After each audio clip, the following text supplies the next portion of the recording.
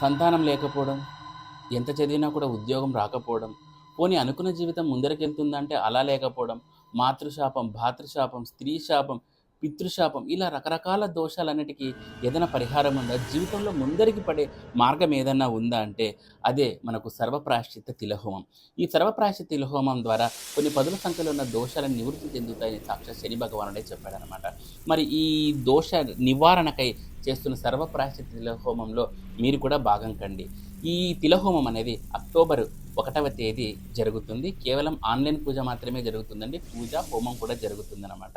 ఈ పితృపక్ష దినాలు అంటే సెప్టెంబర్ 15 నుంచి అక్టోబర్ 2, 2024 వరకు ఈ మధ్యలో మనకు ఈ అక్టోబర్ 1వ తేదీ ఈ తిలోహోమం చేయడం జరుగుతుంది.